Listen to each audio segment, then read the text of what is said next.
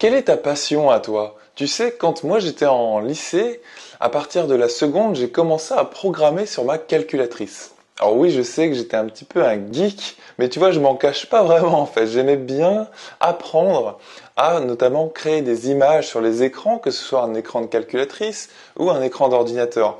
En fait, j'ai toujours été fasciné par le graphisme. Et j'aimerais te poser cette question dans cette petite vidéo que je tourne et qui va en fait signifier la fin du défi des vacances. Ça va être le 16e jour et c'était le dernier jour aujourd'hui. Ça va être le dernier jour où on va corriger les exercices. Voilà, moi c'est ça ma question pour moi, c'est quelle est ta passion à toi? Sur quoi tu es sensible? Qu'est-ce qui te fait rêver quand tu t'endors la nuit? Ou même pendant la nuit, à quoi tu rêves? Peut-être que tu te souviens pas de tes rêves. En fait, moi, quand j'étais vraiment au lycée, j'ai commencé à programmer sur calculatrice, puis après, j'ai commencé à me passionner, parce que, tu sais, je jouais à des jeux vidéo, peut-être comme toi, hein, ça t'arrive, et de temps en temps, bah voilà, je me demandais comment les créateurs de ces jeux vidéo arrivent à faire des si belles images en 3D. Tu vois, parce que moi j'ai vécu un petit peu la transition entre les jeux vidéo en 2D, en deux dimensions, et la 3D. Et c'était vraiment fascinant pour moi. Ça m'a vraiment fasciné toute ma jeunesse à partir de mes 12-13 ans, peut-être même un peu plus jeune, jusqu'à mes 20 ans et plus. Parce que en fait, à l'époque, tu vois, il y avait que des jeux en 2D, on existe toujours encore, on est bien d'accord, mais à l'époque, on savait pas comment faire de la 3D. Et puis petit à petit, eh bien, sur les consoles comme la Nintendo 64, et même un petit peu plus tôt, je sais pas si tu connais la Nintendo 64, et ensuite, évidemment, la PlayStation 1, etc., etc., il y a eu de la 3D dans les jeux, et ça m'a fasciné. Et la 3D, plus les consoles avançaient, et aussi sur ordinateur, eh bien, plus toute cette technologie avançait, plus elle devenait magnifique la 3D. Et aujourd'hui, tu vois les jeux qu'on a, ils sont vraiment impressionnants. Moi, ça me sidère en fait, hein. C'est vraiment impressionnant la qualité graphique qu'on a dans ces jeux. Et tu sais quoi? La qualité graphique, elle ne tient pas que des artistes en fait. Évidemment, les artistes qui vont dessiner les personnages, les paysages, etc. en 3D, qui vont les modéliser dans des logiciels comme 3D Studio Max ou Blender, etc., etc. Eh bien, évidemment, on a besoin de ces artistes-là, mais tu sais, pour afficher de si belles images, on a eu besoin de faire appel aux mathématiques et à la physique, en fait. Et de réussir à mettre toutes ces équations-là sur les ordinateurs pour les faire tourner en temps réel. Souvent, on va avoir 30 images par seconde. Tu sais qu'au cinéma, on a 24 images par seconde pour que le film nous apparaisse fluide, ne nous apparaisse pas saccadé. Et en fait, dans les jeux, on peut aller même jusqu'à 60 images par seconde. Et 60 images par seconde, c'est déjà un confort visuel qui est assez impressionnant. Bref, tout ça, ça m'a fasciné. Et à partir de la seconde, de la première et de la terminale, j'ai commencé à programmer des images en 3D sur mon ordinateur avec des langages comme le C, le C++, et aussi l'OpenGL. Je ne sais pas si tu connais tout ça, c'est des trucs un peu geek, on est bien d'accord, mais ça m'a permis de créer mes premières images 3D et de comprendre quelles étaient les maths en fait derrière ça. Et si tu veux, comme j'avais cette sensibilité-là, comme j'avais cette passion-là du graphisme, de la 3D, de la couleur, eh bien, et je l'ai toujours d'ailleurs, hein, c'est quelque chose que j'adore, je ne sais pas pourquoi en fait, hein, c'est assez indescriptible et peut-être que c'est pareil pour toi. Il y a sûrement quelque chose comme ça, une espèce de sensibilité que tu as, quelque chose à laquelle tu penses quand tu t'endors la nuit ou à laquelle tu penses pendant ton temps libre. Et voilà, c'est assez indescriptible, tu sais pas dire pourquoi et d'où ça vient. Simplement, c'est important pour toi et ça t'arrive même d'aller explorer des choses, d'aller comprendre pourquoi ça marche comme ça, ou même je sais pas si c'est un sport, bah voilà, de te lancer dans ce sport. Si c'est un instrument de musique, de te lancer dans cet instrument de musique ou dans la musique en général.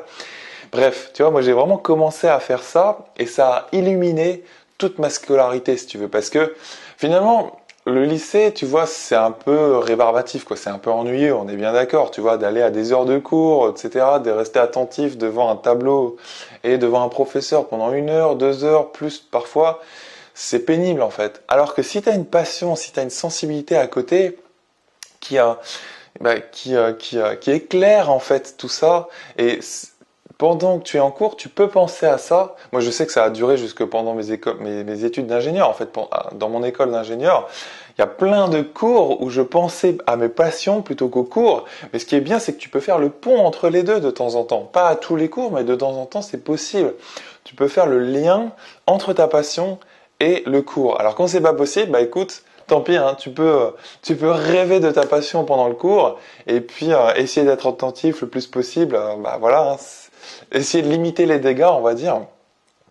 Et puis quand il y a un lien à faire, moi je sais que je trouvais des liens à faire dans les cours de physique et dans les cours de maths. Bah, tu vois, il y avait des notions en maths que je pouvais reprendre et qui pouvaient me servir dans mes algorithmes ou dans mes programmes en informatique en 3D. Donc voilà, je sais pas pour toi, mais je pense que ça vaut le coup d'essayer de trouver un lien comme ça entre tes études et ta passion. Et en plus, sache que c'est probablement davantage ta passion, c'est beaucoup plus ta passion ou ta sensibilité ou les choses que tu aimes beaucoup faire qui vont tracer ta carrière en fait, qui vont décider de quelles études tu vas vouloir entreprendre. C'est pas tant les cours en eux-mêmes. Tu vois ce que je veux dire? C'est plus ta passion, ton amour pour quelque chose ou ton envie d'explorer quelque chose. Tu vois? Par exemple, j'ai eu une élève cette année qui, depuis toute petite, voulait faire vétérinaire. Bon bah voilà, ça c'est génial en fait. Quand t'es drivé, quand t'es motivé par un tel objectif, un tel rêve, bah en fait, les études n'en deviennent que plus simples, que plus faciles. Voilà. C'est ça dont je voulais te parler en ce début de vidéo. Écoute, on va corriger très rapidement les exercices que je t'avais donnés, les derniers exercices de ce défi fin de vacances. J'espère que tu les as faits. Donc demain c'est la rentrée, en tout cas j'espère que ça va bien se passer pour toi. Et puis probablement je vais lancer un nouveau défi à partir de demain. Et si tu as des idées d'ailleurs de défis, n'hésite pas à les mettre juste en dessous de cette vidéo. Ça peut être un défi, je sais pas moi, motivation, un défi autour des maths quand même bien sûr. Et puis voilà, si tu as des idées, n'hésite pas. Et puis j'en tiendrai compte. Aujourd'hui, on va corriger le premier exercice que je t'avais donné, c'était celui-ci. Résoudre, si tu passes en seconde, x au carré moins 4 égale 0. Donc là, ça y est, on est parti en mode mathématique. Eh bien, pour résoudre ça, en fait, plutôt que de passer le moins 4 à droite et d'obtenir x au carré égale 4, tu pourrais écrire ceci, ce qui est juste en fait. Le truc, c'est qu'on ne peut pas vraiment enlever le carré proprement qui est au-dessus du x ici. Donc l'idée, plutôt que de faire ça, donc là tu te dis peut-être que x est égal à 2 comme solution. C'est vrai, mais en fait, il y a aussi une deuxième solution. En fait, pour résoudre cette équation proprement, celle que je souligne en bleu, là tu vois une identité remarquable. Tu sais, a carré moins b carré, qui vaut a moins b, facteur de a plus b, je vais y arriver sous forme factorisée. Ça fait donc x moins 2, facteur de x plus 2. Tu vois, le a c'est le x, et le b c'est 2 en fait, parce que 4 c'est 2 au carré. Donc tu as vraiment quelque chose ici qui est de la forme a au carré moins b au carré.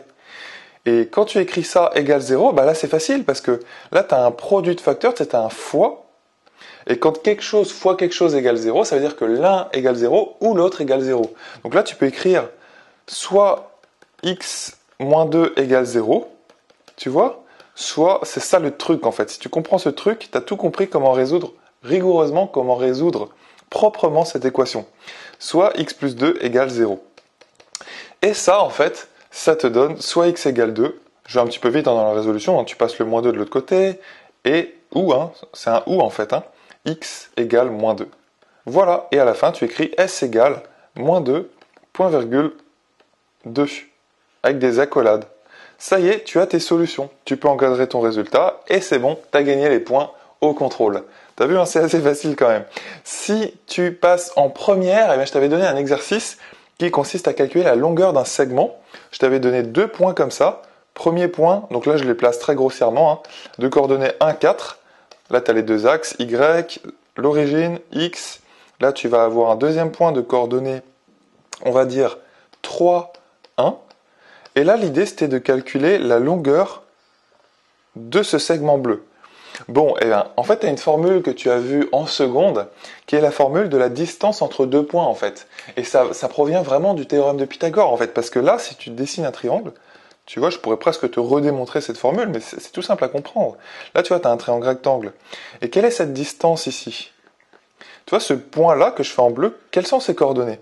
Ben, en fait, forcément, ça va être 1 en hauteur, parce que tu vois, les coordonnées de ce gros point rouge ici, c'est 3 et 1, donc sa hauteur c'est 1. Donc la hauteur du point bleu, c'est aussi 1.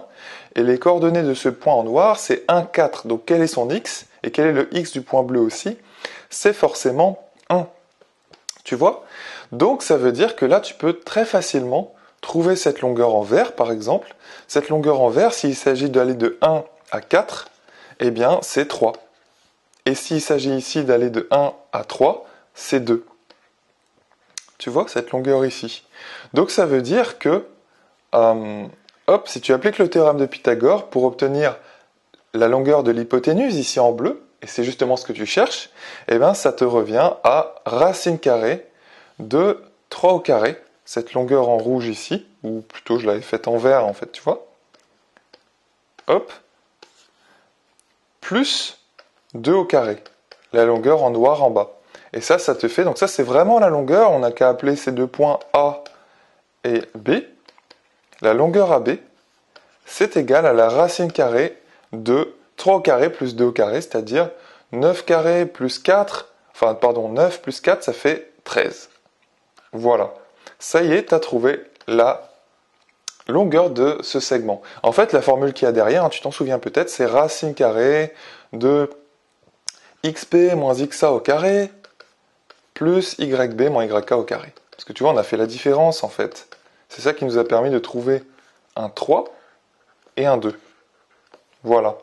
Alors c'est même plutôt l'inverse en fait. C'est le 2 ici et le 3 là. Parce que le 3, tu vois, c'est la différence des y et le 2, c'est la différence des x entre xb et xa. Voilà, j'espère que tu as compris cette formule, c'est une formule qu'on utilise jusqu'en terminale S. Ensuite, si tu passes en terminale, je t'avais donné cet exercice, c'était trouver le signe d'une fonction un peu compliquée qui est x au cube moins 1. Et je t'avais donné comme indice de factoriser ceci. Alors comment factoriser ceci? Déjà on le factorise, première étape. X au cube moins 1, en fait tu peux le factoriser comme ça, parce que là, tu fais en parallèle un autre calcul.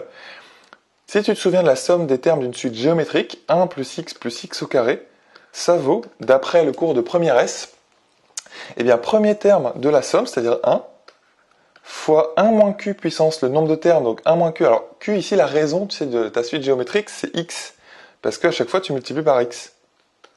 Tu vois? Et là aussi. Donc, c'est vraiment, ça, c'est le début. C'est la somme des termes d'une suite géométrique. C'est le début, chaque terme, 1, x au carré, x au carré, c'est le début d'une suite géométrique de raison x et de premier terme 1. Donc là, x c'est ta raison, puissance le nombre de termes, avec combien de termes? Il y en a 3, sur 1 moins x. Donc voilà, si tu simplifies ça, le 1 fois il sert à rien, et donc tu obtiens, tu peux le noter comme ça aussi, x au cube moins 1 sur x moins 1. Alors pourquoi j'ai inversé? Parce que c'est plus simple en fait. Si par exemple tu as 4 moins 2 sur, je sais pas moi, 3 moins 1, tu peux tout à fait le noter comme ça. Tu peux très bien le noter 2 moins 4 sur 1 moins 3, parce que tu vois, ça c'est l'opposé de ça, c'est l'opposé. Et aussi en dessous, ça c'est l'opposé de ça, c'est moins ça en fait. Tu vois, 1 moins 3 ça fait moins 2, alors que 3 moins 1 ça fait 2. Tu vois? Donc finalement ça fait moins et moins, et il s'enlève, donc tu peux prendre l'opposé au-dessus et l'opposé en dessous, donc ça revient à la même fraction. Donc c'est pour ça que j'ai écrit ça comme ça. N'hésite pas à prendre le temps, à mettre pause. Donc finalement, tu obtiens cette égalité en noir ici. Ceci égale ceci. Hop. Et ça, c'est assez magique parce que du coup, x au cube moins 1, tu vois, si je passe ce truc-là de l'autre côté en fois, eh bien tu obtiens 1 plus x au carré. Ça, c'est déjà une belle astuce. C'est déjà une belle astuce qu'on utilise pas mal en maths sup, par exemple. Facteur de x moins 1, mais tu peux la comprendre dès maintenant, c'est égal à x au cube moins 1. Donc tu vois, tu as réussi à factoriser x au cube moins 1. Et donc ça veut dire que x au cube moins 1, je l'aurais écrit là, c'est 1 plus x au carré, facteur de x moins 1. Et ça, maintenant, tu peux en étudier le signe. Deuxième étape. C'est parti, c'est facile en fait de faire un tableau de signes de ça. Tu vois, je mets la ligne des x, hop, de moins l'infini à plus l'infini parce qu'il n'y a pas de valeur interdite. Je mets le signe de x moins 1, et je vais mettre le signe de x au carré plus x plus 1, ce facteur-là. Et enfin, on aura le signe de x au cube moins 1. C'est ce qu'on voulait. Tu vois? Et pour obtenir le signe de x moins 1, c'est une fonction affine. C'est une fonction affine qui monte, parce que son coefficient directeur c'est 1. Ça s'annule en 1, parce que quand x vaut 1, ça fait 0. Donc je mets le 1. Je fais une barre qui descend jusqu'en bas, je fais ça, moins et plus. Ensuite, le signe de x au carré plus x plus 1. Bon, là, il faut étudier ce trinôme. Tu te souviens, tu étudies le trinôme, son signe, le signe du petit a c'est 1, parce que c'est un 1 qu'on a de façon implicite ici devant, donc la parabole est tournée vers le haut. Maintenant, tu vois, je fais un dessin très grossier, mais c'est vraiment simplement pour comprendre comment ça marche, et là tu peux calculer le delta. le delta, parce que tu en as besoin pour savoir si l'axe des x il passe là ou là, tu vois. Donc delta c'est b carré moins 4ac, donc c'est 1 au carré, moins 4 fois 1 fois 1. Et là tu te rends compte de quoi? C'est que c'est négatif ça, parce que ça te fait 1 moins 4, donc moins 3, c'est inférieur à 0. Donc ça veut dire que on a l'axe des abscisses qui est en dessous de la parabole. C'est-à-dire que ce x au carré plus x plus 1, le signe de ce machin-là, c'est toujours positif, forcément. Parce que la parabole, tu vois, elle est au-dessus de l'axe des x, ici. Voilà. Et tu peux vérifier très rapidement. Si tu remplaces x par moins 1, par exemple, ça te fait 1 au carré. Moins 1 au carré, ça fait 1. Moins 1, ça fait 0. Plus 1, ça fait positif. Si tu remplaces x par 2, ça te fait 4. Plus 2, ça fait 6. Plus 1, 7. C'est toujours positif, en fait. Donc, tu vas retrouver un plus partout. Donc, finalement, tu obtiens moins et plus. Voilà. Et là, tu as ton 0. Et c'est normal que tu aies un 0 parce que si tu remplaces x par 1 ici, ça fait 1 au cube, ça fait 1. Moins 1, ça fait 0. Voilà, et c'est le seul nombre 1 qui annule le polynôme du troisième degré, x au cube moins 1, c'est ce qu'on appelle une racine. Un nombre 1, un x qui annule un polynôme, c'est ce qu'on appelle une racine de ce polynôme. Voilà, et là tu as obtenu le signe de ça, n'hésite pas à aller dessiner la courbe de x au cube moins 1 sur ta calculatrice ou sur GeoGebra, et puis tu peux voir comment elle se comporte, cette courbe de fonction. J'espère que tu auras compris cet exercice un tout petit peu avancé, et voilà, j'espère aussi que ta rentrée va bien se passer, et je te souhaite vraiment que ça se passe super bien. Je te envoie toutes mes ondes positives pour cette rentrée. Et je te dis probablement à demain pour une autre vidéo. On va sûrement lancer un autre défi. Voilà, ça c'était la dernière vidéo de ce défi fin des vacances où on faisait un quart d'heure de maths quotidiennement. J'espère que tu nous as suivis d'ailleurs. Si tu regardes bien, d'ailleurs, le nombre de vues des vidéos n'a pas cessé comme ça de diminuer. C'est-à-dire qu'au début, il y a eu plein de gens motivés. Et à la fin, sur la vidéo d'hier, par exemple, il y a eu, je sais pas, une centaine de vues ou 90 vues. Ce qui fait que, eh oui, c'est toujours la même chose. Les gens sont motivés au début et à la fin, il n'y a plus personne. Enfin, en tout cas, il y a toi si tu es resté, si tu suis cette vidéo. Et ça, c'est le plus important. Sache que la persévérance, c'est super important. Et le nombre de gens qui persévèrent, c'est comme ça. Moi, j'aurais aimé qu'il y ait plus de gens qui persévèrent, mais si toi tu en fais partie, c'est ça qui est bon, c'est ça qui est génial, et c'est ça qui va t'amener loin. Voilà, je te dis à demain dans la prochaine vidéo, et surtout, bonne rentrée à toi.